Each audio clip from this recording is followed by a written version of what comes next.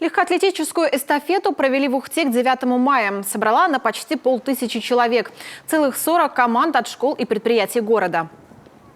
У младших 10 этапов, у старших, которые 10-11 и предприятия физкультуры 13 этапов. Они бегут свои 13 этапов. Соревнования были традиционными, с года в год мы проводили 56 лет, даже более тому. Самым младшим 11-12 лет, старшим из клуба скандинавской ходьбы за 80. Решились без раздумий, трудностей не возникло. Все нормально, все нормально. Мы здоровые люди, старые, но здоровые. 2 года я занимаюсь скандинавской ходьбой.